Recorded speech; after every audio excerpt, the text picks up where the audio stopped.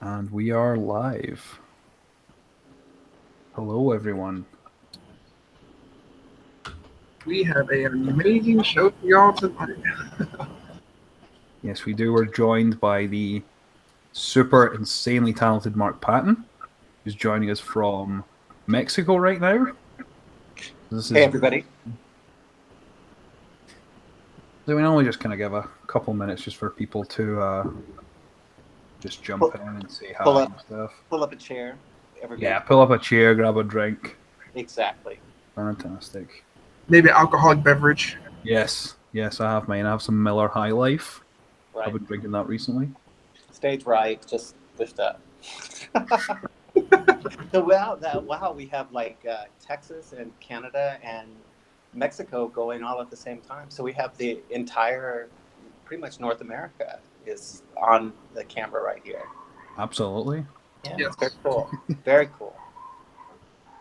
See, there's here once in a while, everybody, you're going to hear the dogs of Mexico because it's Saturday night here and it's soccer night, so it can get really really rowdy. And there everybody does it, so you sort of have to just put up with it because one of these days it'll be your turn to throw a party and you don't want anybody to complain.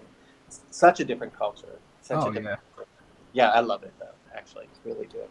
That's one place I've never visited. I've never been to like South America anywhere. I've barely been into any US states, but just because I've come from closer to Europe or in Europe, so I've went to like Spain and Germany and Switzerland and France and all that sort of stuff. So coming here, it's like a dream come true. And then for a lot of people, when I come here, I'm like, "Oh my God, have you been to Germany?" I'm like, "Yeah, it's like a 2 hour plane from Exactly. Scotland."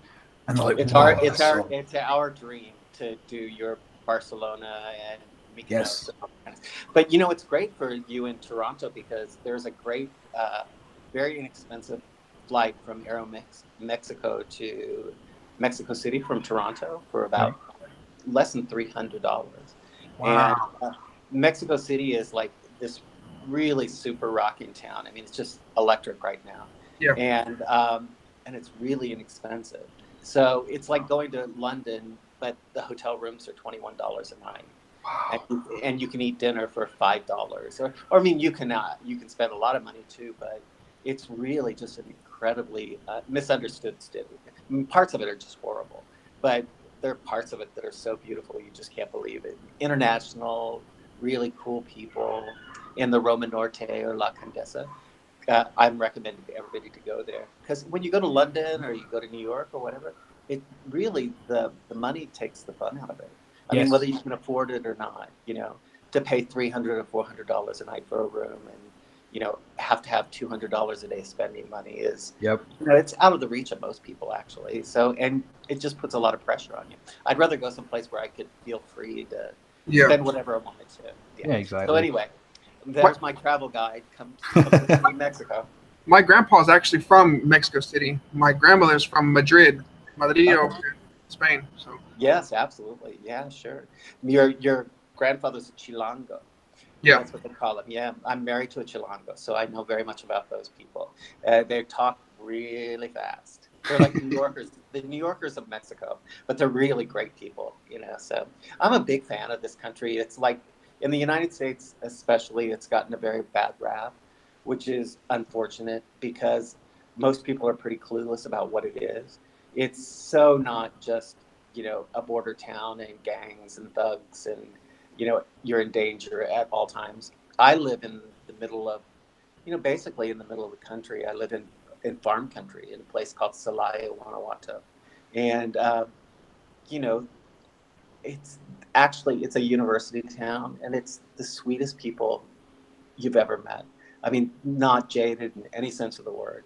And we shop from the markets, and it's a great place to rest. And then, like, I like to go, but I wish people could see it because it's so beautiful, and you know, it's not dirty, and not everybody's carrying guns and wants something from Yeah, Yeah. it's like every place else in the world is just completely and utterly unique and beautiful, and the people are friendly, and I wish the Canadians and the Americans and the Mexicans could all get on the same page and just enjoy each other, because we have a wonderful continent. You know, just everything that you possibly could need is in these pieces of land. So anyway, so should we head on out into the land of port? Absolutely. So Yes. yeah, we've got a lot of people in our chat right now. So we've got Shattered Perfection. Jessica's a big fan. She said that she can't believe that she's listening to you talk right now, and she says it's very awesome. Hey Jessica, how you doing? I'm so glad you're here. That's probably made her night. That's all. Mass Collector 99, Jesse the Slasher, Mr. Meathook, Victoria, Linoleum, Doug, Fangenstein, Phil, Michael, Nightmare Files. A lot of the usual people are here. You guys aren't into horror, are you? I live here. Blood and Mayhem are the handles for. Absolutely, yeah. Yeah, fantastic. Oh, yeah. So John, you wanna start off with the question? Absolutely. Okay. So I've got a few written down here. My one was, or my first one was, what was your first favorite practical effect to film during Nightmare on Elm Street?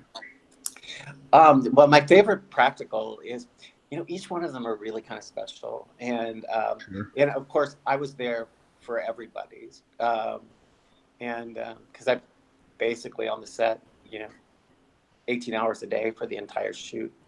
Of course, the most famous is the transformation scene that Mark Shostrom put together. Mm-hmm. And I love that because, well, actually, there's a lot of reasons that I loved it. First of all, to set up the gimmick, I had to be buried in concrete, basically, entire body, and two little straws in my nose, and you have to let it set, so it gets really hot, and it kind of tightens on your body, and you're basically in a coffin. Now I did this a couple of times, and then with the head, they did the head quite a number of times, and in one time I had to actually have my mouth open and filled with like silicone, and then under concrete. So really the only way I was breathing was through those two little straws. Wow. And they have somebody sitting there with you, constantly, so you don't go into panic mode and start pulling this stuff off. But it was amazing. It's like to look at that, to watch Mark Shostrom build that, and it's literally down to, if you see it in person, it's like literally down to, they put the hairs in my arm in one at a time. Yes. Every eyebrow, every eyelash is perfect. Oh, wow. And it really is kind of creepy, like just looking at yourself. There are a number of them made, and so I love that. And then what happens is, and if you hear Kevin Yeager talk about this, or Mark Shostrom, I'm not a big fan of CGI. So, because I think it actually, and computers, for me personally, they have a tendency to just take me right out of the movie. I'm just like, oh, there goes the computer, and I'm gone. Because there's a soulfulness that comes from real human beings that the computer can't animate. But when you get to the filming of a scene like this, everybody is a partner. If everything's not working, then it won't work. And a little bit of that trick looks cheesy nowadays, but you have to remember it's 2018, and that was done 30 years ago. Yeah. And it still holds up, Agreed. But you have to include Jacques Hankin, the cinematographer, the lighting people, certainly Mark, and then the acting, because most of that trick is acted. Most of it is really not the effect. It's actually like me. So, but we all work in concert with each other, so that that it becomes, that you can actually believe, that I cut open my stomach and Freddie steps out, And so I really love that. And it also is my favorite quote unquote kill in the movie, because first of all, maybe we'll talk about this later if you guys are interested, but For sure. Robert Russler is a friend, a longtime friend, and I'm not saying this just to blow smoke. Ro- Robert is a really wonderful actor, and kind of underrated because in the '80s he did Thrasher and all those movies, where he's basically playing sort of the same character most of the time, Mhm. and people assume that's who he is, and it's not who he is at all, actually. And I mean, he has that jock boy thing going and all that kind of stuff, but he's actually quite talented. And what he's doing in that movie is walking like sort of a tightrope. And like when he dies, you really feel for him, and also it's something that you can, sometimes Nightmare on Elm Street goes, and it's to each person's taste, right? So some people like the more wacky stuff, and some like the more realistic or surrealistic part. But Sure. like when he dies, you could actually see that happening. You know what I Mhm. mean? And those are the things that actually frighten me the most in these type of movies. Is the thing that could actually happen. You Agreed. know, you like go around that door and you're dead. So I love that. I love that full effect. So that would be it for me probably. Fantastic. Nice. Great answer. Great answer. Wow. Oh, I I agree. can talk. You ask those people out there. I know how to talk. Well, I do agree because watching that scene whenever he does get killed up against the door, hmm it's just you're right. Seeing his face go limp and all that, it definitely looks super real. For sure. Yeah, and it's so sad. You know what I mean? I mean, like Yeah. the I, of course, uh, that is one of my favorite scenes in the movie, and it's one of my favorite scenes in any of the Nightmare on Elm Street films, um, because that what's happening in that little three-act play between Robert, Robert, and myself. Uh, you don't really see that in horror films so much, and also you don't see that relationship so much in really any film between between men. uh, that kind of you know take aside the whatever people say about the homosexuality or all that kind of stuff, which I'm sure we'll talk about, but just a relationship like you know like a tender kind of relationship between people. Yeah. The heartbreak when he's dead. You know, the heartbreak in Jesse's face is it's heartbreaking. I mean, Yes. can you imagine waking up from a blackout and realizing that you had killed your friend? Right. You And the know? relationship they had, it was almost like at first in the beginning, he almost seemed like a bully, right? And then Yeah. as the movie went on, that kind of turned into a friendship to the point where he even leaped through his window to help him. So it gives that man he went from a bully to a good friend Oh vibe. yeah.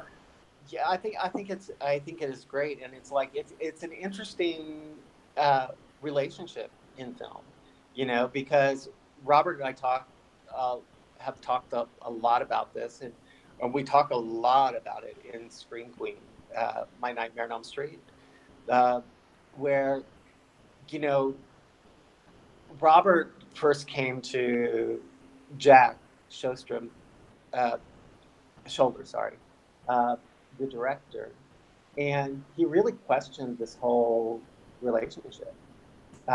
And he was like, "I don't. People are not like that. I mean, he would have beat him up, and they would not have been friends.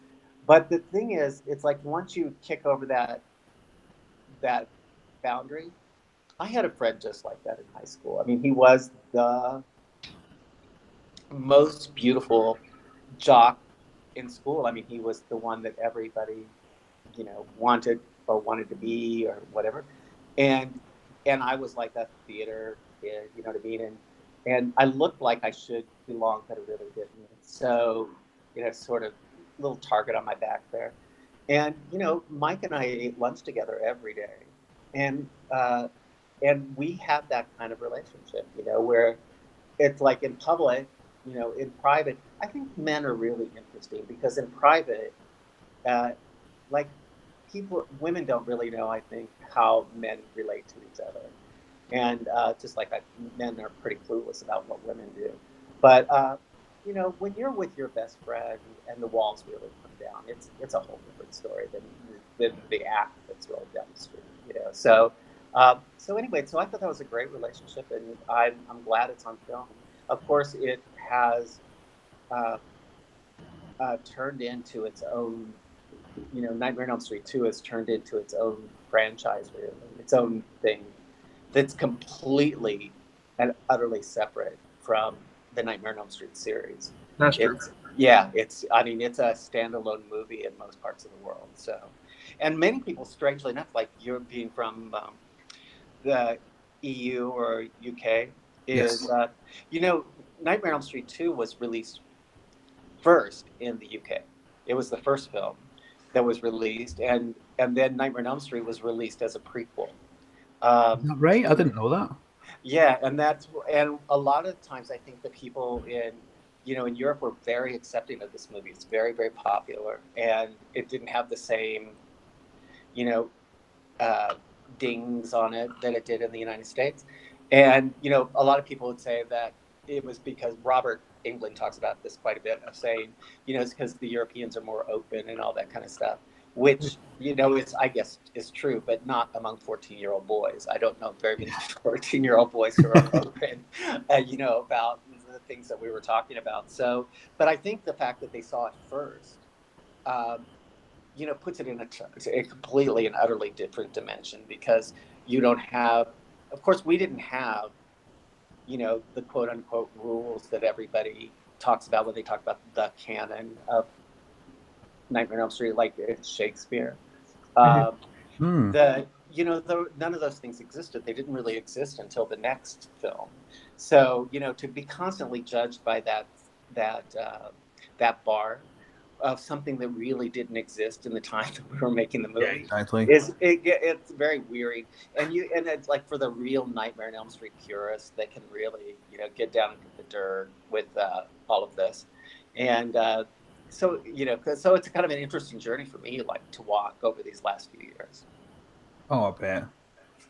Because I think a lot of people have a larger appreciation for the second movie now than what they did at the time, Mm-hmm. for sure. Oh, absolutely, sure. And that's a time where a lot of horror movies, if you go back and watch them now, they don't quite hold up as well as what they did when you first originally watched them back when you were a kid, and then go back and as an adult and going into it with like a fresh set of eyes and Yes. watching it again. Like I watched it again probably like 6 weeks ago, and it's the first time I watched it for about 4 or 5 years, and it's a fantastic. It's one if not the best Nightmare on Elm Street in my opinion. I'm a huge fan of Part 3. I am too, actually. And I'm also a huge fan of Part 2, and not so much Part 4 or Part 5. Come on now. But well, for me, when they moved past the third installment, and like say midway through the fourth, they become a different thing completely, and you can, from what they began as. And for example, I'll give you a good example. Nightmare on Elm Street 2 is the last movie that, the way the casting went in Nightmare on Elm Street 2 when the movie was cast was Robert Russell was the first person hired. Right. And Robert Englund was the last. Wow. So they were going to do it without Robert. We started filming without Robert. That's right. And, and it was an issue of money. At that time, the stories change all the time as history goes by, but it was money. They didn't want to pay him any money. And, they just, I sometimes say that, like, Bob Shea and New Line Cinema are the benefactors of one of the greatest gifts in the world. I mean, they, like, this billion-dollar franchise was just handed to them, and they honestly, I don't think, knew what they were doing. And I just think it was serendipity, because when you ask them as you go along, when you talk about the homosexuality aspect of it and the dirty parts of Nightmare on Elm Street, down, it's like none of them knew anything about it. And I came to the conclusion after a certain amount of time that actually none of them had read the script. And I mean that quite seriously. I don't think any of them actually read the entire script. Wow. And they just wanted to get that movie made. And then, because Bob Shea didn't, make any money off the first one, he had given all the money away to get it made. That's right. And and there, this little thing came, and David Chaskin, the writer, added his little 2 bits in, and this person, and I think that they were filming, and I don't think actually they had a clue of what they were filming. So, so there we were. But back to my point. The point is that movie says Nightmare on Elm Street 2, Freddy's Revenge, is starring me. I'm the star of Nightmare on Elm Street 2. Yes. Like if you look at the credit. And it's with Robert Englund. Freddy Krueger is only in 12 minutes of Nightmare on Elm Street 2. That's right. And but his presence is felt completely all the time. And I think that honestly, that was when he was the most effective. When he was really evil, the cackling and all that kind of stuff was, on the back burner. It was there, but it wasn't really.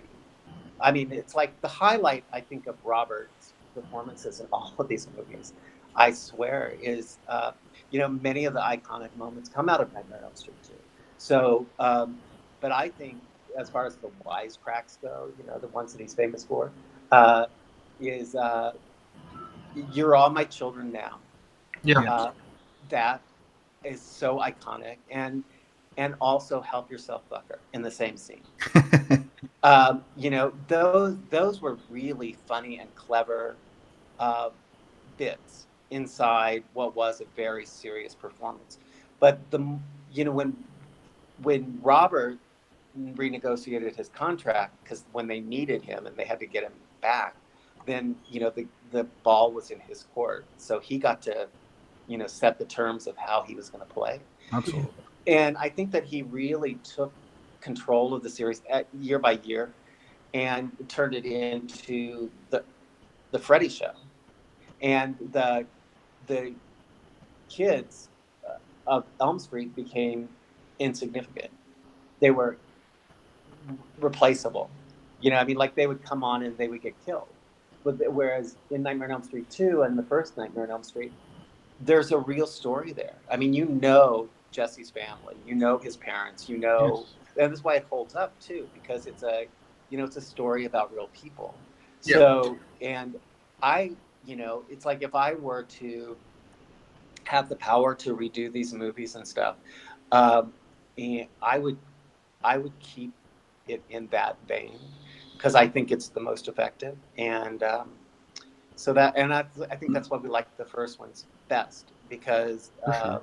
Because they are, there has to be some realism in it, unless you're going into total surrealism and, you fire up a bong and, cockroaches are coming out of the, that I don't know, honestly, I don't know everybody in the world, obviously, but I don't know many people who actually dream like that, Yeah. I mean, the most terrifying dreams are the most common ones, where you're stuck someplace. Yeah. So anyway, that's my thought on that. But I like the third one and the second one, and I like them in descending order. I think the third is my favorite, except for mine being my favorite because it's me. But I like them. I like them 3, 2, 1 myself. 3, 2, 1. Oh yeah, and I think with part 2, another small detail that I think brings it or makes it different from everything else is you actually get to know Jesse's parents. Yes. It's just not common in horror movies. It's just the parents are just telling you what to do and what not to do. But you see this real family with Jesse, and it's really refreshing, I think. I do too. It's so funny. Bob Shea wanted to play Robert Rustler's father. Yes, I saw that. And, of course, Jack wouldn't let him. I mean, he couldn't have done, he should have just gone ahead and done it because so many film directors, I just don't know what it is. It's like when they get to those parts, what are considered insignificant parts, by some, those can really make or break your movie. Absolutely. And, just that one moment, like that, not denigrating the man in any way, but that he deserved a better mother and father than that in Yeah. that movie for that little scene. You know what I mean? Because Mhm. the mother looked kind of dorky and sort of cartoonish. Yes. And had he, had a better realism in it, um, the the story plays better, and it's like, and there are millions of actors who have great talent who are going without work. So it's not that. And then I think another mistake that people make is when they give away small parts to the crew members so they can get in the film. Right. Like a cameo here or there, or one line. They always, no matter what movie, stick out like a sore thumb. They're like, it's quite obvious who they are and what they Yeah. are, and you're just like, what? If you want to get your face in the film, you know, be sitting, and even sometimes when they're sitting down, at a party and eating dinner, you can tell who they are Yeah, because exactly. they just, just like obviously don't belong there. They might be a great lighting person or whatever, but they just really don't belong in the movie. And Sure. so that's my 2 cents on that one. Al, do you have a question? Yes. Okay. So here's my question. Anytime you were filming this Nightmare on Elm Street Part 2, was there any time where you felt like you were scared, like you were separating from real life to movie? There's been occasions on some actors that they couldn't get themselves out of the movie. They were hmm so into it. I don't know if you had any experience like that before. Actually, I have to be honest with you and say no. Okay. And it's because, and a lot of it, I think, has to do with the way you're trained as an actor or the way you Right. approach acting. Um, like I could, on Broadway, I could be smoking a cigarette and cracking jokes with my friends off stage, and 3 seconds later be in the middle of a very intense scene, and it just is there because it's in my mind. Mhm. And I don't have to, and there's different kind of actors, and like what works for one person, doesn't work for another. Right. But I like, for me, I know what I'm doing when I go into the room, and I don't need 6 hours to get ready, and I don't need a lot of time to unwind or stuff. And I have a tendency, to be judgmental and think that's really indulgent, but it's not fair for me to say that either, because some of the greatest actors in the world need that and do that, For sure. and and stay in character 24 hours a day and 7 days a week and all that kind of stuff. I'm sort of more with Laurence Olivier when he was talking to Dustin Hoffman, when he was doing the Marathon Man, that famous drilling his tooth, the dentist drills his tooth. So with no Novocaine.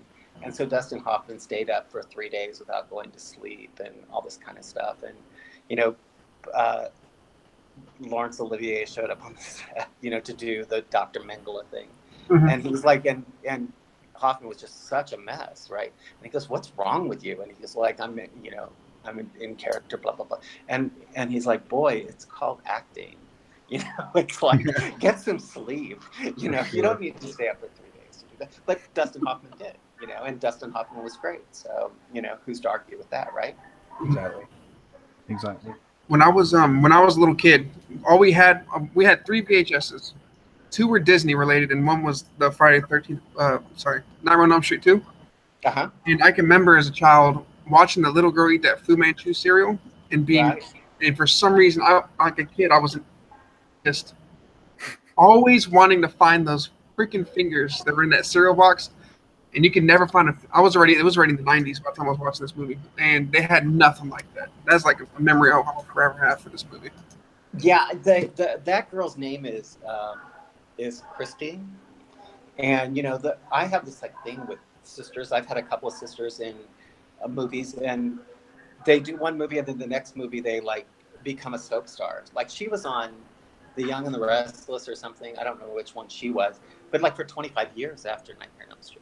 Wow. And then I did a movie called Anna to the Infinite Power, and my sister's name was Martha Byrne, and she went on the other one, and she was played this character called Lily something, and she was on for almost 30 years. Wow. Grew up on it, had her children, became a mother, blah, blah, blah, ran the show. Those were the 2 jobs she had in her life.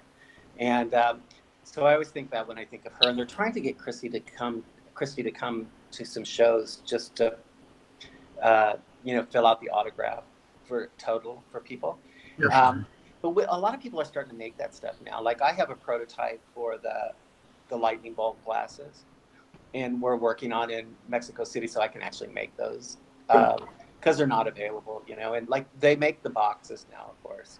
You can buy the boxes online, the Fu Manchu, and some. I don't think it would be that hard to make those fingers, but people would buy them. That's for sure. Because everybody's like you, they love those fingers. Freddy fingers. The glove you always take on to like conventions and stuff, is that the original from the movie, or is that one that was made for you specifically? Those are made for me, and Right. and the one you mostly see me carrying is from Anders Erickson, and he makes them to fit my hand. There was a glove to fit my hand from Nightmare on Elm Street 2, and it's the famous glove that was stolen, and now Robert says is in his agent's office. Read all of them, but I hate to say he is lying. He's a raconteur. He loves to make up stories. I don't think that glove is in his agent's office because first of all, it's worth a fortune. Oh, I bet. And there's one that's in the Smithsonian collection, and one's in the Hard Rock Cafe owns one form of them, and they're really super valuable. So I remember when they brought the glove out for me, I had auditioned or screen tested for the first Nightmare on Elm Street to play Glenn. Right. And and Heather and I tested together. Wow. And so I remember we're in a trailer park, movie trailer park, and we're sitting on the front porch, waiting to do something for Wes and those people. And she was going off to university, and she wasn't sure whether she should do this movie and all that kind of stuff. And then the same thing happened with Kim. Like Kim was on her way to Syracuse and wasn't really sure whether she should do the movie or not. But anyway, so obviously I didn't get Glenn, and but I had not seen it. So when I signed to do the second one, they set up a midnight screening for me, a personal screening at Brahma's Chinese Theater. And so my friend and I watched it in an empty movie theater, on like a big IMAX type of screen. Right. And I was just like, holy shit, what have I done? I can't believe this. I'm going to be in this. Oh my God. And so it was really exciting. It's so much fun. It's a very cool experience, the whole thing, Okay. And then I ramble around. If I get off the point, just pull me back in. For sure. All right, you go, John. Oh no, it's yours. No, I already asked him the real life or scary movie stuff. All right, okay. We normally have a third member with us, but he's actually at a family engagement, so he wants to know, what's your favorite snacks or favorite go-to snacks while watching a horror movie? My favorite go-to snacks while watching I don't know, I should say something like champagne and a human thigh bone. I don't know. I like pick my teeth with people's fingers. I don't know. Actually, when I see horror movies, I generally see them in the movie theater. Because I like movie theaters. Yes. It's one of the things that I'm really praying that we don't lose. Movie theaters and bookstores. I hope we don't lose those two things, because they're really profoundly important things. Think about the difference between. I'll get to the snack. That's a really deep question. No. Think of what it is to go to a movie theater and compare it to what it's like to sit home and watch a movie. Yeah, it's a completely different experience. It's almost really, when the theater and cinema are almost religious experiences when you really think about it. It's like a bunch of people go into a room and they go into the dark and they begin to breathe together. You know, literally they're breathing together, Mhm. and that mass energy like picks up, you know, and it's magical. You know, if it works, you're just like in another universe, and there's no getting up and going to the bathroom For or, sure. oh, stop this, the kids are screaming. You know, I mean, like the tension never stops. You don't get to pull yourself out of the nightmare, you know, the way that you do at home. So, and so if at the movie theater, I definitely would be eating, um, you know, the popcorn, a hot dog, and the Coke thing, and some kind of candy. And, you know, nowadays, the reason those movie theaters go out of business is because that would set you back like $50. So Oh yeah, it's insane. It's insane it's it, nowadays how much it's the it concessions. is scandalous, you know, that Mhm. like that corporations are uh, what they're, you know, what they're doing to the public. It's just ridiculous, Oh you know. yeah, What movie, honestly? Now I'm all for capitalism, and I love money like everybody else does. But why do all movies have to make $1 billion? What happened to the movie that, you know, that they put out and it makes, well, let's be generous now and say $50 million, you Yeah. know, and a movie that costs 2 million to make and or 3 million to make, and it makes $50 million. That has made a lot of people rich. absolutely, You know, the reason those budgets are so heavy, they're all salaried. $100 million movie is $100 million movie, not because of the effects.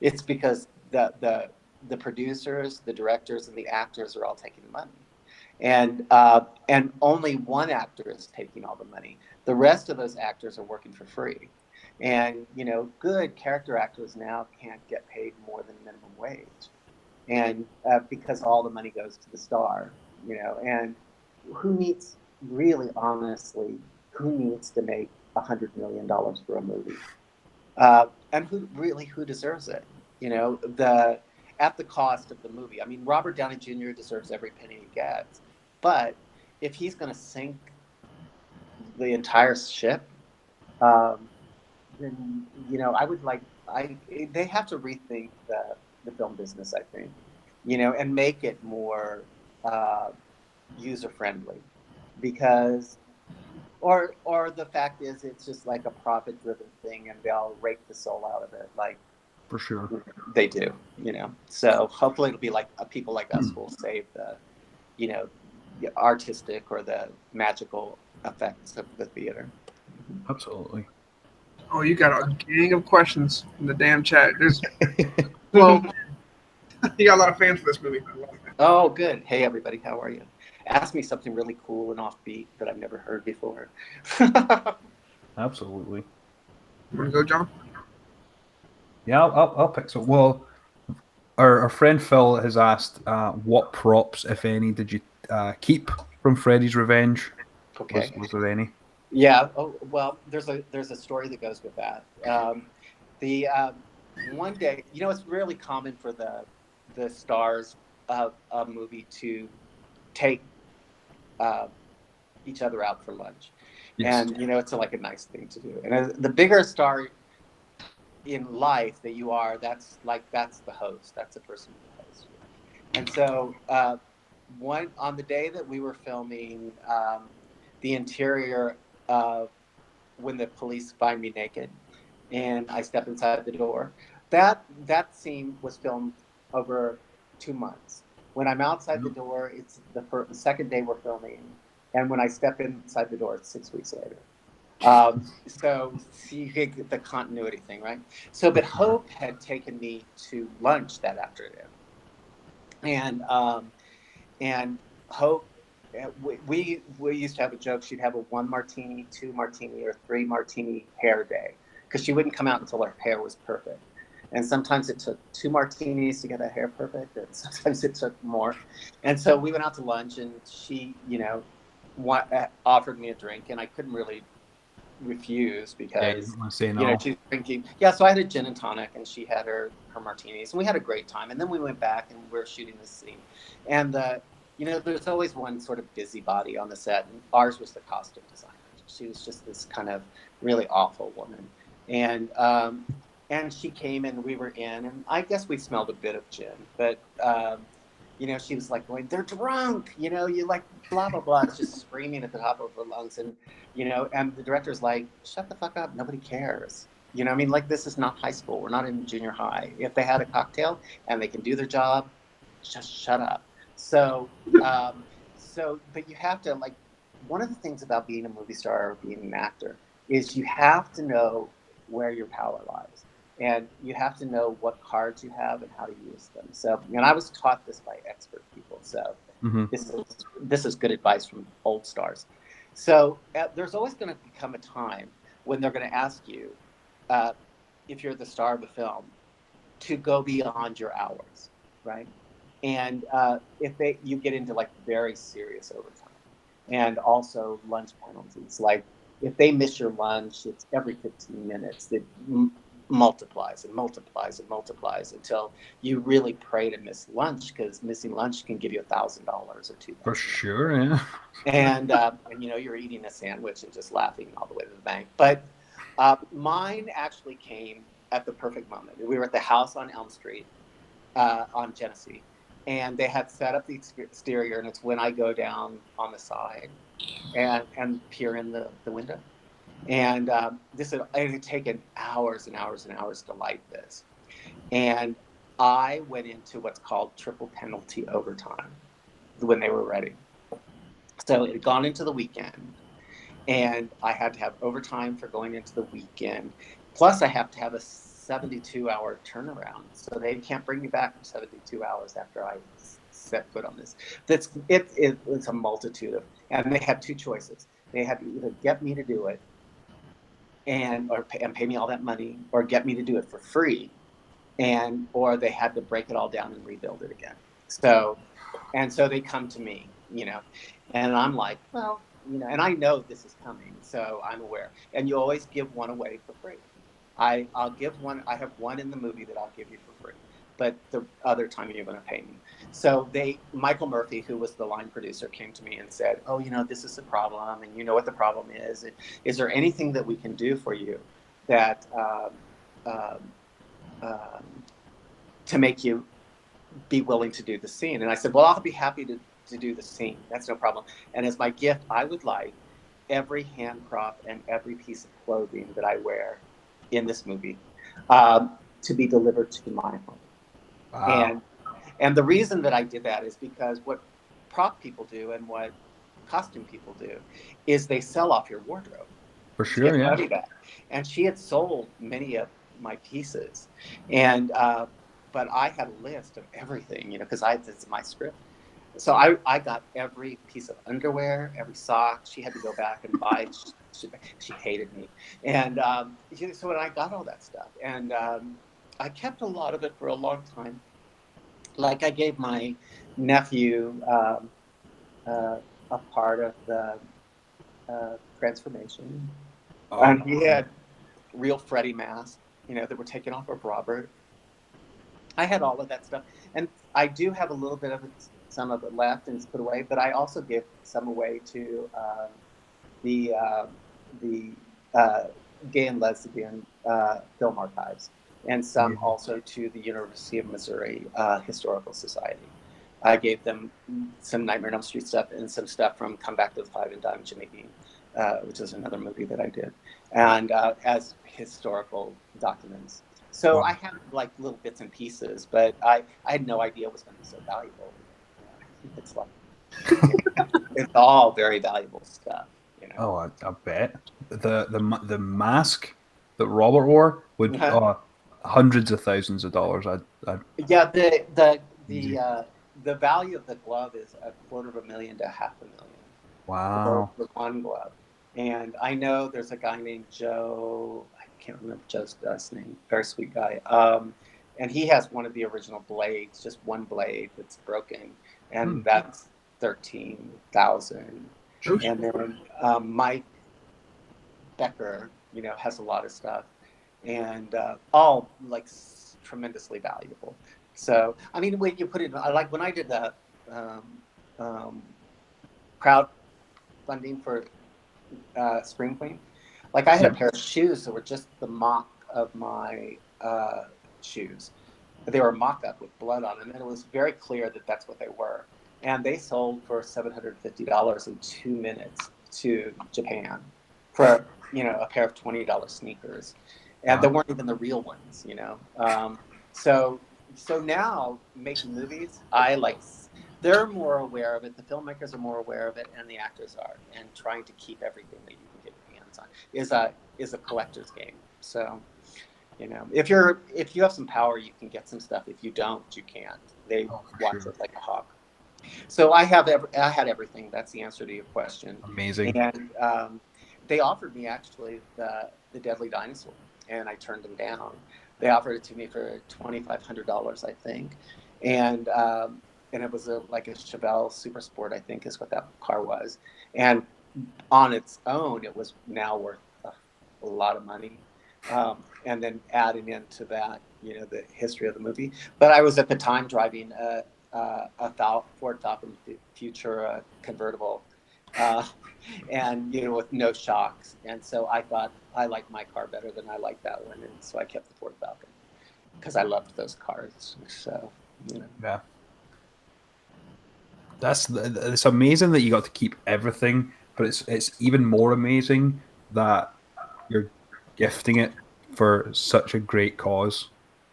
That's what I'm most enamored by. Oh, well, thank you. You know, when the historical society of your hometown comes to you, and mine is Kansas City, and says that you're going in the state Hall of Fame, which I'm being inducted into the Missouri Hall of Fame as an actor and a political activist and a person who's like a world changer. When those people come to you and it's like that, you know, that's where I grew up. And Sure. like people like me didn't get in those collections, you know, because you had to be from money to begin with, and, you know, some political connection or whatever, or family connection. And I certainly didn't have that. I just had my family. And so when they do that, it's like, it's kind of, and then you negotiate that too. Like one of the centerpieces for the Missouri piece is a jacket that I wore in Come Back to the Five and Dime Jimmy Dean, which is a red Disciples of James Dean jacket. And it has like it'll have its own stand-up display, you know, and it has to be shown at all times. It can't be put in the archives.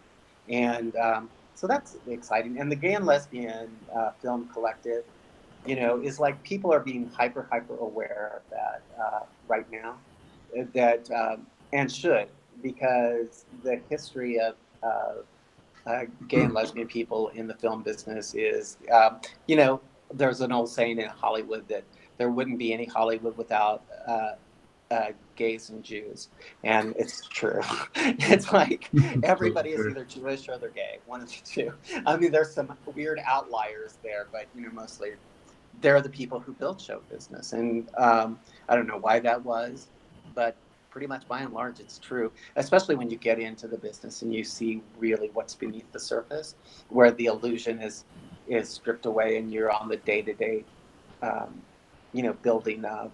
It's weird, all those stereotypes that you think of as stereotypes sort of come into play, and they're true. You know, there's some really tremendous, like the special effects guys are usually straight dudes, and, you know, they're like covered in grunge, and they're not really interested in anything but like the inner workings of their twisted minds. You know, can they make better blood, or can they make a tooth look like it's exposed? But then and then all the creative people are, you know, like the set designers and the costume designers and all that kind of stuff. And then the people who are in back of the movies who actually front the money and have the vision to see that you can take nothing and turn it into something that becomes, you know, more valuable than gold.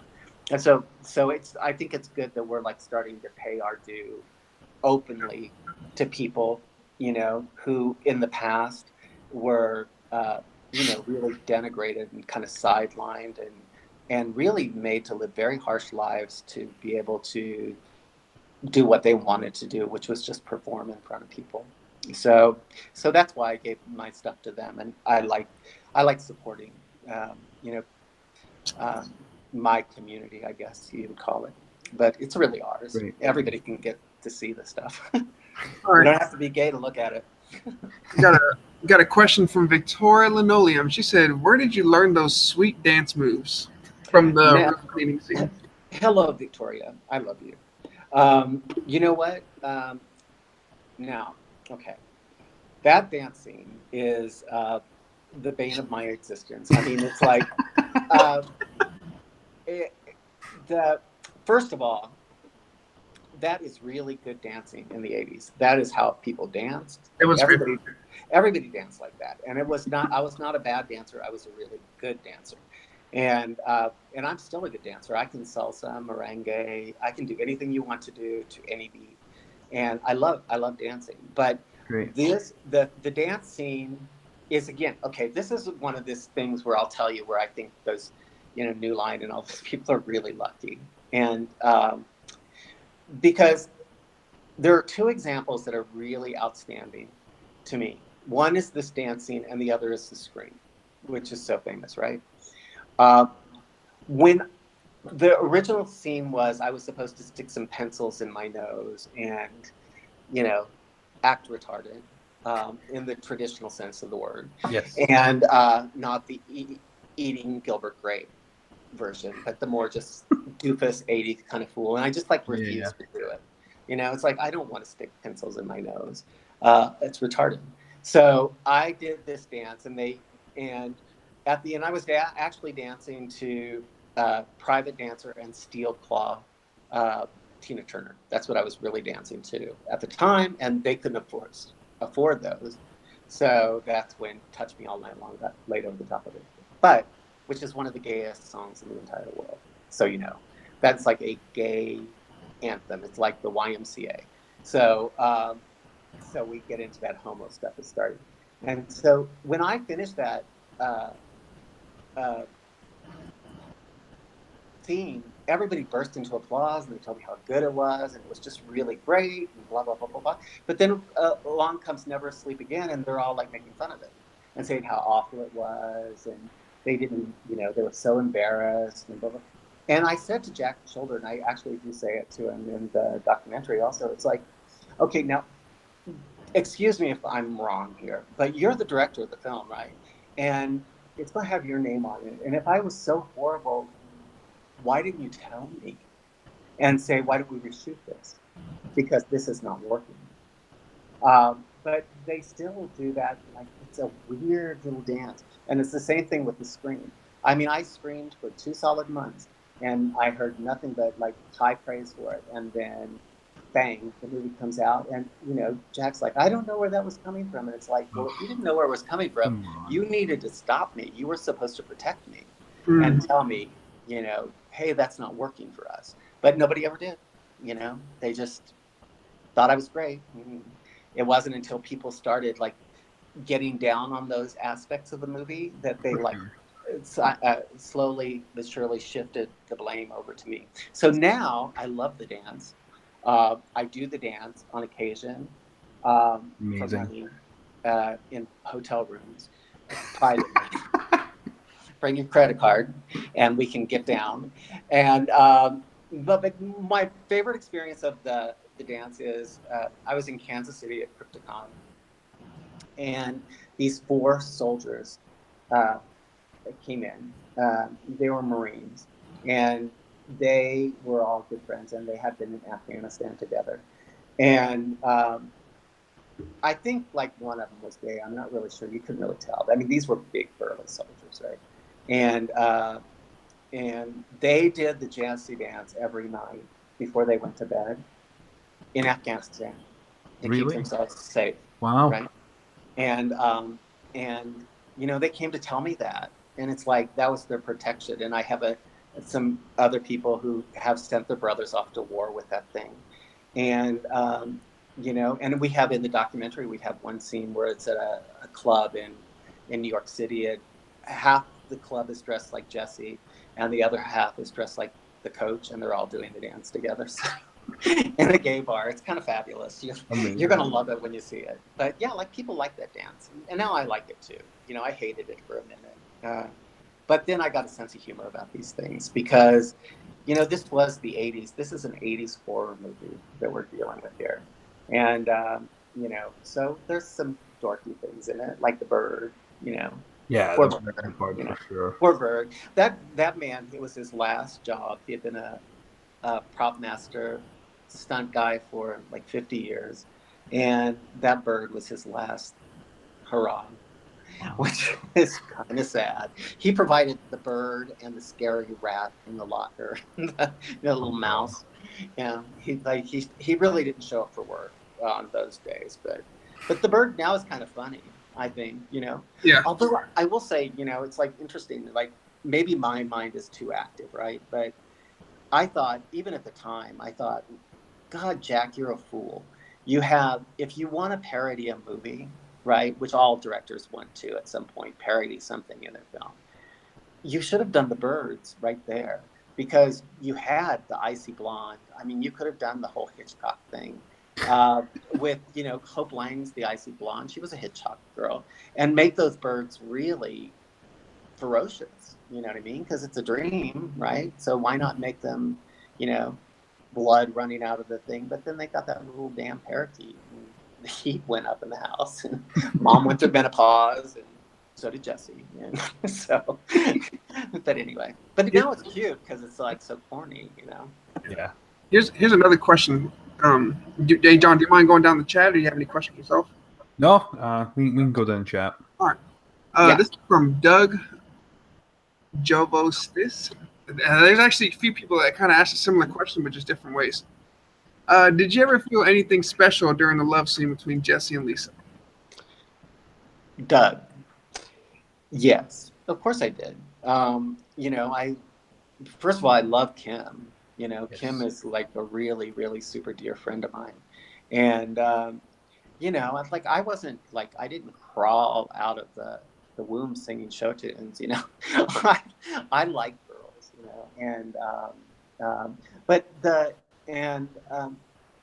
again, it's like, if you want the long form answer, which I think you do, because we're talking for an hour here, is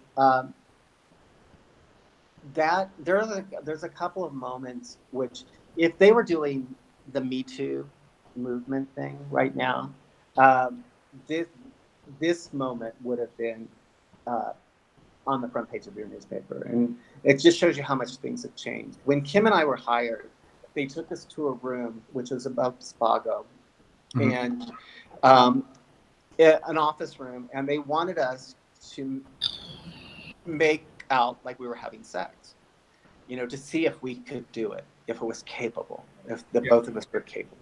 And then around us, there were like 10 chairs with all these men sitting in it. We're on the floor, like having sex. It's so pervy that you just think it's like a circle jerk, Yeah. And like all these old dudes like watching us, deciding if we looked, sexual or not. And at the time we were so young, I knew it was wrong at that time. Kim was so young, and it was her first movie. She didn't know, how kind of ugly that really was. For sure. So, and all that kind of stuff really goes on. And it's like you either are bulletproof and you don't let it bug you, or, you do, and then you eventually have to get out of show business. But the love scene, again, like, come back to my friend Jack. So Jack gave an article. We've been sort of going back and forth in the newspapers for quite a few years here. And he gave an article to the New York Times, I think. And he said something about he should have known that I was gay because, I really didn't know anything about having sex with a woman. And which was, really insulting. But then I had to remind him, when I saw him, like, Jack, dude, I was playing a 17-year-old virgin, who didn't know anything about girls. Exactly. That's what I was supposed to be playing. It's called acting, dude. Yes. And I won't say pussy to you on the radio, but I'm here to tell you that I got more than all of you did in your entire life by the time I was 20. So I know my way around there downtown. But the other thing was, it's like Kim and I both had very strong contracts with nudity and stuff in them. So Kim's nipples couldn't be shown. She had to be an inch above the pelvic line. She couldn't do this, she couldn't do that. She wouldn't stimulate oral sex with me, blah blah blah. So basically, I've got my hands on her boobs, covering her the lower part of her body, so none of Right. that can be seen. And then that big tongue's going to roll out, right? And the only place to go, and so the tongue will be shown technically, is on her stomach. Mm-hmm. So it just looks like I'm performing cunnilingus on her. I'm like going down on her, and then I vomit. So so it's hard not to feel special towards her. After that, no, I did feel a lot, and you generally, you do. It's like I've been thinking a lot about this movie called Call Me by Your Name, which Yes. won all the awards and stuff. And like Mhm. two straight guys are playing these gay guys and having a sexual awakening. And it's a really, really sweet movie. And, and I guess basically, Armie Hammer is married and has a beautiful wife who was there all the time, and this young boy and all that. But they basically had a love affair, in this thing. On camera. The way they act towards each other and everything is so beautiful. You know what I mean? And they were acting, and obviously, I always wonder, like, did they secretly go off and do it in the corner just to see what it felt like? But none of my business. But so yeah, you feel things, like you're human, and it's like, especially if you're that age, it's like, bump up against the wall and bang, you're there. So and if you're an exhibitionist at all, there's nothing like having 50 people watch you have sex, or be naked in a shower for 3 days. That was fun too. Yeah, that's true. Okay, let's see. That's actually a great answer. All right, from Shadow Perfection, Jessica, she wants to know how many takes did it take to get that perfect scream? That perfect scream was when the girl who played Carrie, Sydney Walsh, she was there like the first day, and then she came back for a couple of days at the end from the pool party on. And when Kim and I first started, we were a little hesitant about screaming, and but by the time Sydney had returned, we had to scream on the bus, and she was like, now the sound people were all used to us, and everybody on the set was used to us by now. They knew to turn down the mics, and so your eardrums don't get blown out. But Sid didn't. And she was like, Jesus Christ, what happened to you guys? Because we just at the drop of a hat could, let it rip. Just do it. Because it comes from your diaphragm. I mean, you like, when you're really into it, it's really physical to scream like that. And, and again, everybody loved the scream until, the infamous "You Scream Like a Girl" comes up, and, and then, that was the beginning of that thing. The screaming was the beginning of pulling it apart. So I guess boys don't scream like that. But when I'm out on the road, I carry a glove with me that's pretty sharp, and I always like let the guys know, I'm taking their picture, and sometimes I'll put it up to their eye and just like poke a little outside, not hurt them. But they feel the sting, you know what I mean? And I was like, okay, now we're going to stick that in your eyeball, and you're going to scream like a girl, because that's how you would scream. Exactly. If your balls do go up inside of you, and It's called acting. Yes, Sure. and that's the way people really do scream. Yeah. And people really do run. That's the thing. Like the thing with horror movies is the boy is supposed to stand and fight, and the hero is supposed to stand and fight eventually. Well, they didn't give me an opportunity to stand and fight in that movie. The hero in Nightmare on Elm Street 2 is Lisa. Yes. And she's the one that fights. She's the one that fights for me. And I'm playing a woman's part. I mean, that's the traditional woman's part, where I'm survived and helped by a boy to save me, but it's a girl who saves me. And I think that's what confused a lot of people who pushed it off on homosexuality, but I don't really think it was that. I think it was like the inversion of roles of people that I don't think people were very comfortable with. They're not really comfortable with women being really super powerful, and and a boy being weak. Because obviously I was weak at some point because I gave up in the movie. Yeah. And boys don't generally give up. you know. And so, but I think in life, most people do give up. If Yeah, I was faced with those crises, you know, I'd give up. I just say, here, go ahead, do me. I don't want to run anymore. yeah. I don't think anyone would stay and fight with like a big blade, like you said, like a big blade going towards their eye. Yeah, exactly. Why would you stand by and let that happen, or try and fight it when you know it's inevitable? Yeah, and you know, I'd just scream for my life and run.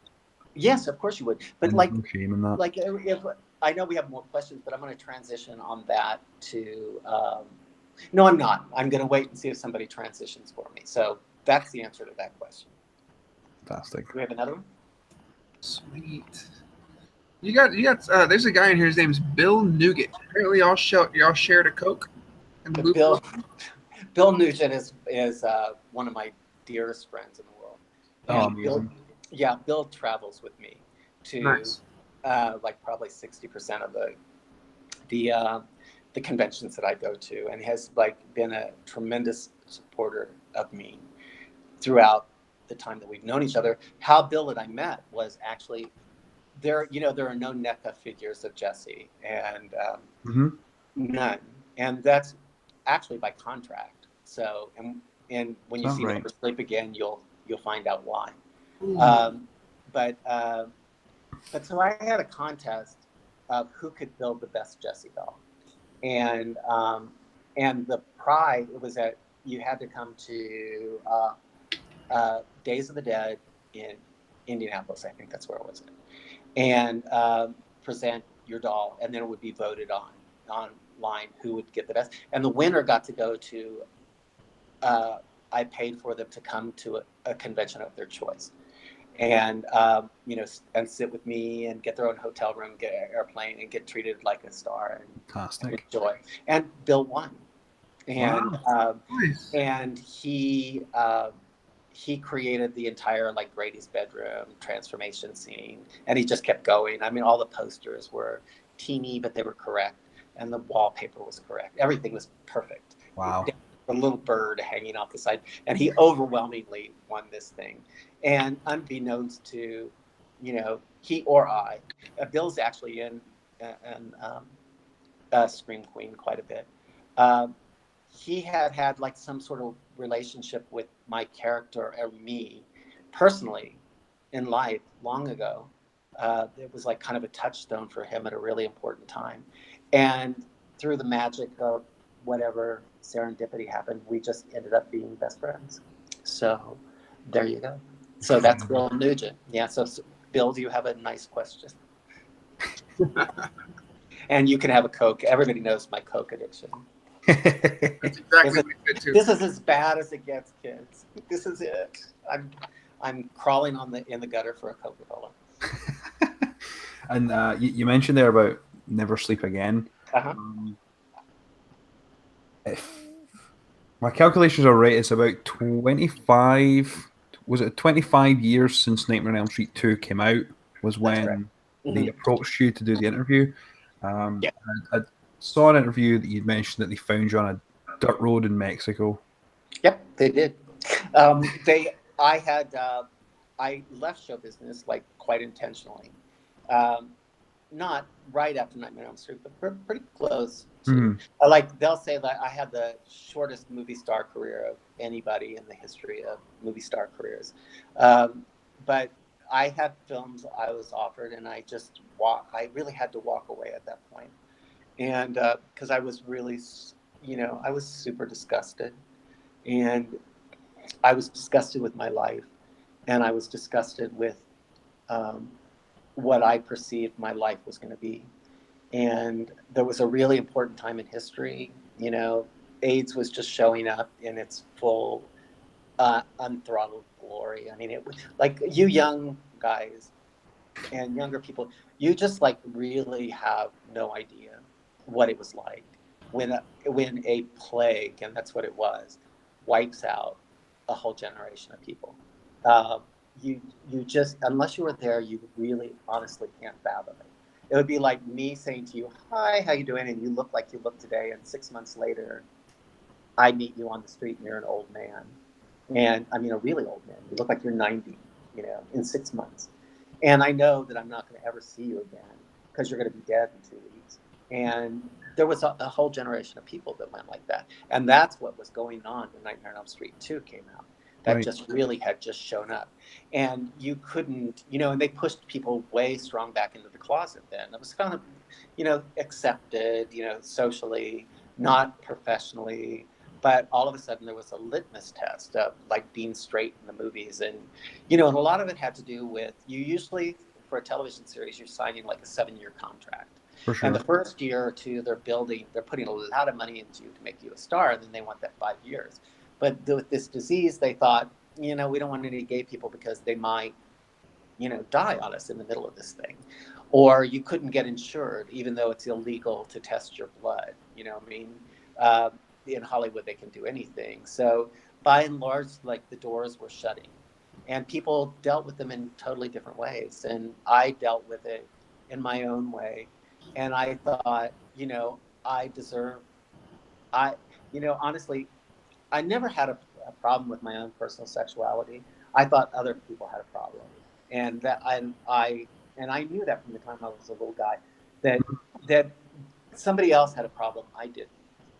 I knew I was okay, how I was, who I was, and the problem was coming from these other people who were, obviously terribly uncomfortable with themselves, and I just knew I'd get away.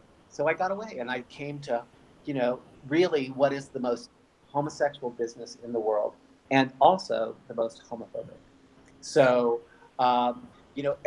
most casting directors are gay men, and gay people, like they say, they can spot each other, you know, Right. and and they, you go into an interview and they'd say, oh, casually drop your boyfriend's name. Do you know you look like so and so, or you look like this guy? You don't happen to know him, do you? And you know that he knows that that you guys live together and have for a long time. Um, and they just weeded people out. That's what they did. Wow. And I decided to take matters into my own hands and left because I really believe that I deserve better than that. That I was not going to debase myself for somebody else's pleasure. Now, there's a part of me that wished I would have stayed and fought it out, but I didn't have the fight in me at that time. So when Never Sleep Again came, I had left show business, and I very purposely had put a wall between myself and show business. So, but I would also have these little fantasies, like, when you're laying down at night, you're thinking, oh, I don't think I'm finished with that, and I would laugh at myself, like, and if you haven't worked in a year in California, you're a has-been, and like 25 years. I mean, when I finally moved to Mexico and I had no cell phone and no internet, and I finally said, oh, you know what, this, honestly, it's never going to come back into your life. Yes. And that's when, they called my sister through, they had to get to like 5 different people that got them to my sister-in-law, who handled my finances in the United States. And she was under strict instructions, don't bother me with any of these people. And she called me and said, you really should talk to these boys. They're so sweet. And I've tried so hard to find you. And so I did. I talked to Tommy. And 3 days later, I was on an airplane. And I said, I'll do Never Sleep Again, but I'm going to tell the story the way it really happened. That is crazy. Hmm? That is crazy. Yeah, so they found me on that dirt road. And then that's why I say it's like serendipity, like it was supposed to be, I think that my fame was supposed to come in handy for a completely and utterly different use. And it's manifesting, like, as we talk, this is what I got famous for, is to have these kind of conversations, I think.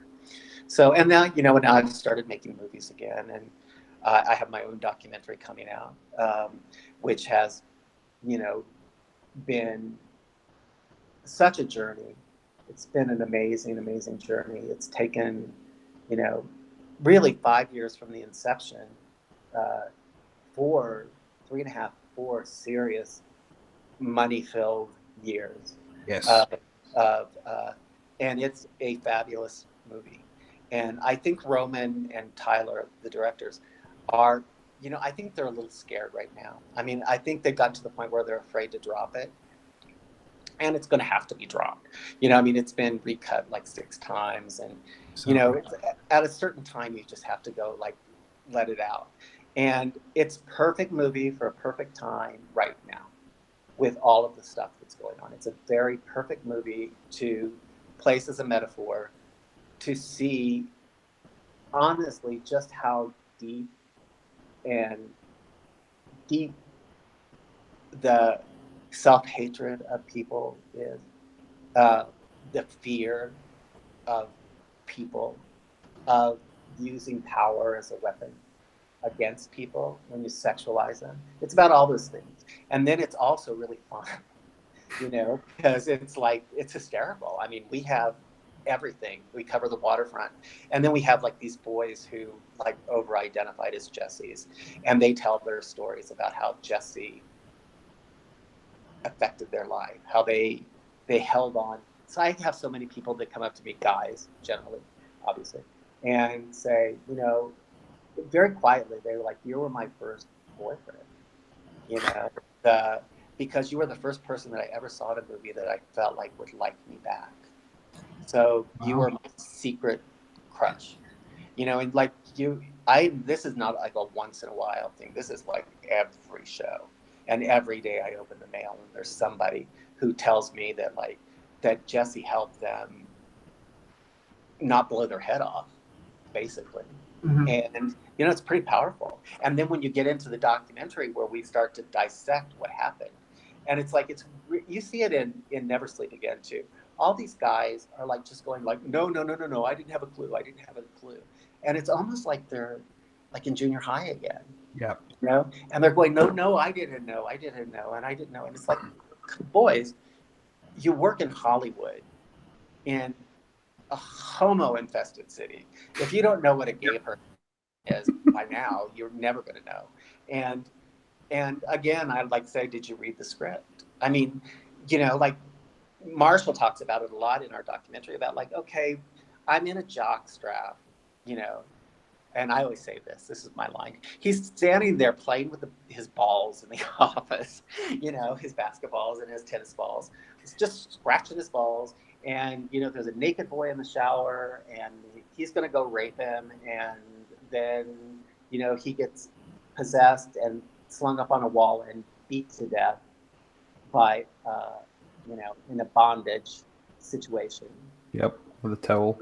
Yeah, how deep do you have to be to figure out that's a little gay? You know what I mean? It's like, and it's a, you know, it's a subtype of gay. It's not just, and Bob Shea. I mean, Bob Shea is the bartender. Yes, in head to toe leather. Right, yeah. Like he went to the body shop and, you know, bought all this leather drag and, you know, clueless. Just fucking clueless. And I think actually Bob Shea is actually clueless. I really do. I think he didn't have an idea. But again, I also think, you know, honestly, and it's really, I mean this in the best spirit too, and it's really not denigrating him, but it is a little bit, is I honestly don't think he ever read the script. I don't think so either. Yeah. And so they just made this movie and they just got lucky. You know? Yeah. And that was they rolled some serious aces there, you know, because he became a billionaire out of this. So I think that over the last decade or so, you know, I believe that Jesse at A Nightmare on Elm Street 2 deserved their place in the sun. And it's, and you hear this a lot, and I'll tell you, and it may sound a little arrogant or whatever, but I don't care. When I came back to do Never Sleep Again, I didn't realize there were all these conventions and stuff. And I didn't realize how famous all of this stuff was, right? And then I saw the way that Jesse was being treated and the way Nightmare on Elm Street was being treated too.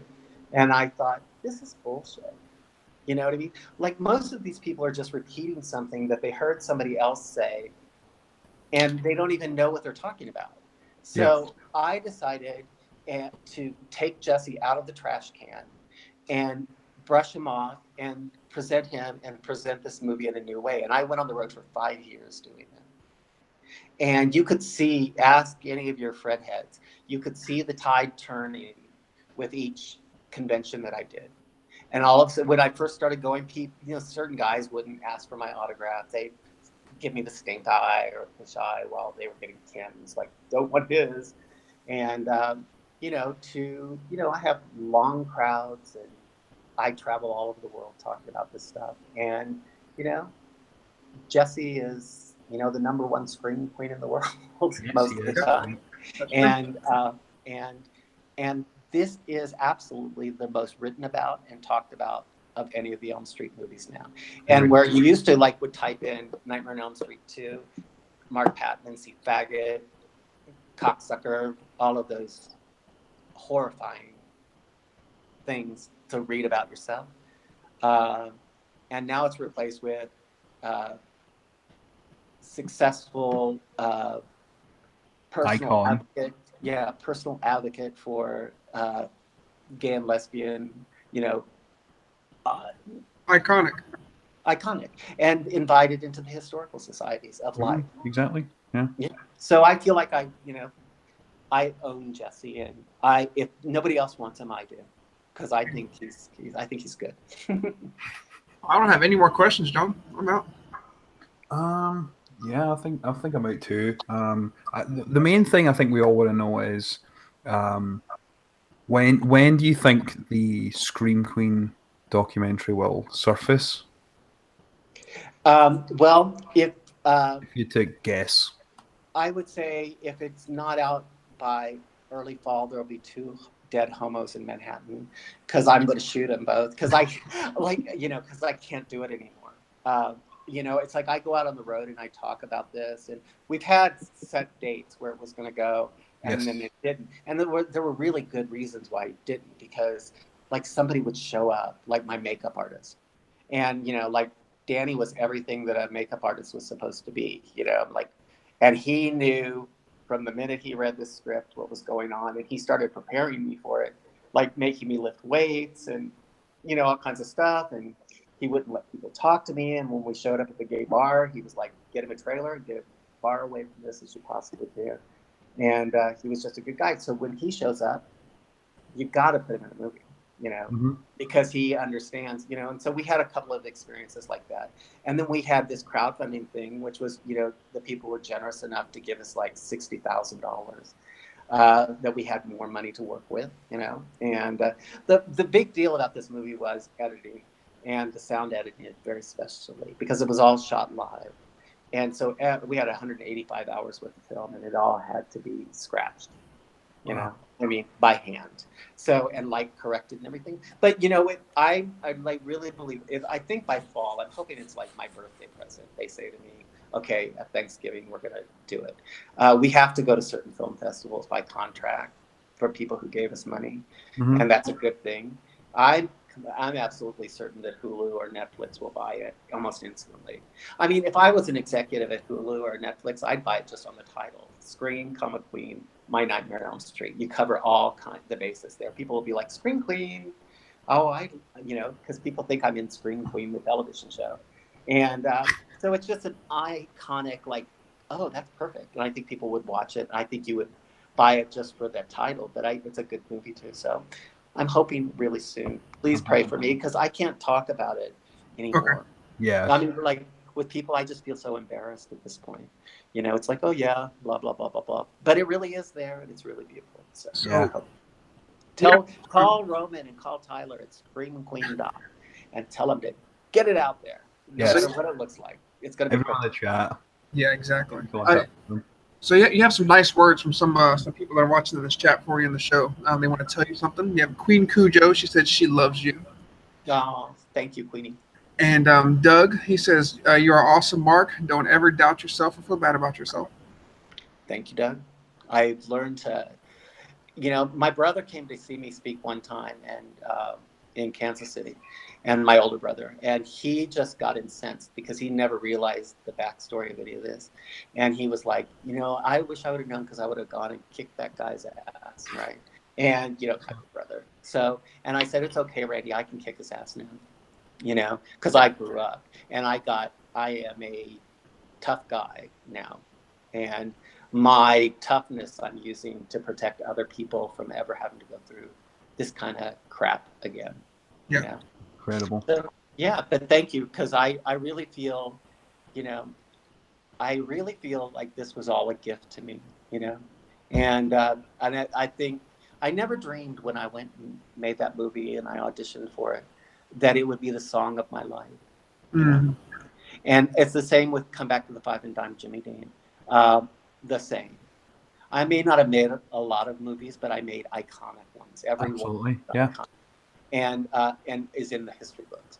And that one is about transgendered people. And I was playing a transgender person when people didn't even know what transgendered was. We were still calling them tranny shacks, and Yeah. you know.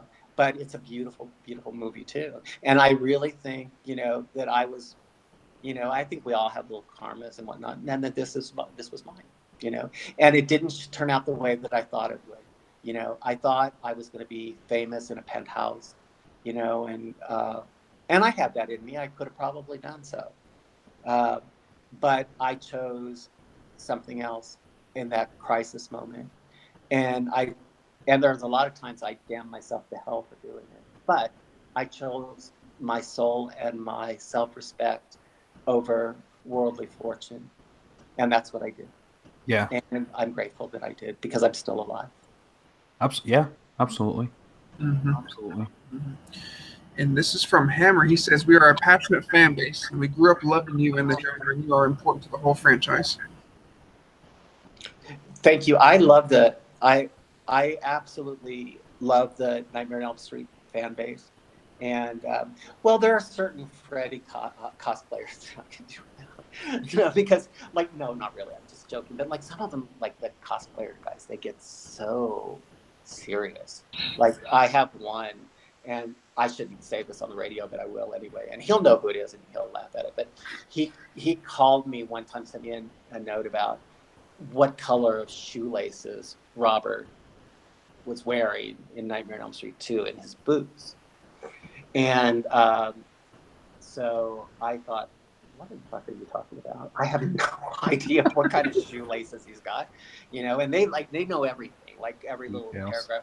So I thought, I'm gonna fuck with this guy. So I said to him that because of the lighting effects, Robert's shoelaces had to be purple so that they would look black. And so the next time I saw him, he had purple things in his shoes, and he was like, "This is Mark Patton approved from A Nightmare on Elm Street." You know, I'm like, oh my god, I have totally fucked up this guy's drag. So yeah, but I love the fan base, and I will say this: I get to watch everybody. You know, you get to watch everybody in these core conventions. We have the nicest fan base, and quite frankly, we have the nicest actors too. Yeah. Uh, you know, you can't get to Robert, so you don't really know Robert. You know, you get 15 seconds with Robert, and you know he does a really good job of doing what he does, but you don't really get to know him. Who you get to know is the rest of us. And I would put Amanda Wist up against any person in the world as the sweetest lady, and Kim also. And we talk to you, and we pay attention, and we're respectful, and we all really do love each other. So that's, you know, that's kind of a huge gift too. It's like a So, but family. it's a mutual circle. I mean, I have people who followed me to conventions, and they don't get, you know, autographs anymore or whatever. They just sit, you know, and talk. No, they're always really generous of trying to buy something or something just to, because they're taking your time. But it's, you know, it's more about the interaction, Mhm. you know, friends, because a lot of us are really dear friends at this Yeah. point after all these years. All right, I'm done, John. Is there going to be any conventions that you're going to be doing in the near future, the next upcoming year or so? Yeah, I'm going to do Connecticut Comic Con in September, and I'm doing Rhode Island Comic Con, and I'm doing um, through through some bad communication. Um, Most of the boys of Nightmare on Elm Street don't travel with Robert. Um, Only girls travel with him. So whenever they do these huge reunions, they never include Nightmare on Elm Street 2. So, and I actually work counter to Robert. Like they're at Mad Monster Party this coming week. They have everybody, but they don't have Kim and I. And and that really has more to do with Robert's age than it has to do with, being kind of controlling. And so we counter program ourselves. And I'm doing this thing now where I have this, I think probably the best Freddy cosplayer of them all. And I are going out on the road with like a Nightmare on Elm Street experience, which will be at Rhode Island Comic Con and Connecticut Comic Con. And it's the set of the Boiler Room. And he's in perfect spring ready Nightmare on Elm Street Freddy Krueger, and I'm Jesse, and we have like little shirts for you and everything, and you can get in the boiler room with us and have your photo taken, and make it like a pinhead experience, so it's more fun. Right, it's not just like a autograph. So I'm doing a lot of those, and I'm doing a lot of screenings, actually, personal stand-up screenings of Nightmare on Elm Street, and also Come Back to the Private Dungeon. We're getting ready for the Cher show on Broadway, so and there's a huge interest in all that work on Broadway. So we're preparing for it. Money. Well, if you're ever on any conventions in Canada, you'll definitely need to let me know. I did the one in London. Stock. And I'm talking to Calgary right now. All right. And I love my Canadian friends, so I'd love to go to, especially Calgary, because I have friends in Calgary. Yeah. And it's by the Roundup and all that kind of stuff, so it'd be kind of cool. And yeah, so I go anywhere where people ask me. I mean, I've been all over Europe, and I love going to conventions. They're really fun because you get treated like a star, and people give you money, for signing your name. It's pretty spectacular. I recommend it to all of you. If you can pull it off, if you can pull that scam off, get in on it. It's really, hi, my name's Mark, and people love you, and they give you money. It's a really good thing. Fantastic. Okay. All right. Yeah, I don't have any more questions. So. Okay. Well, it's been great having you, Mark Patton. Yes. Well, thank you. Yeah, I had a really nice time, and I think we filled up the time pretty good, don't you? We definitely did.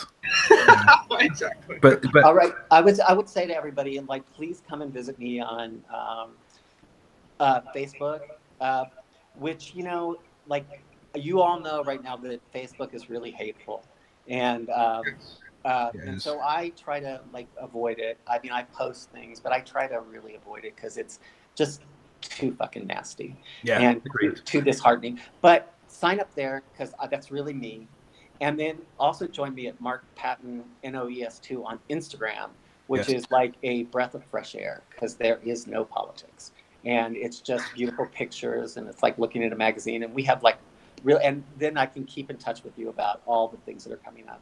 And, we also have things that we offer, that you can get if you want, that are fun things like Jesse's Lost Journal that I wrote, and really cool little things. We have a line of stuff that is coming out very shortly, and I can not say a word about it. I mean, literally a word about what this stuff is. But I will tell you, honest to God, when you see it, you'll blow your mind. Oh, wow. It's like you will all want some of my product. You'll want some of my stuff when you see this stuff because it's really super spectacular. So so come and say hi on those places, and I'll keep you posted. And then I get to find out about you too, and I'm very involved, and I like just having random conversations with cool people who don't necessarily just have to talk about Nightmare on Elm Street. Yeah. There you go.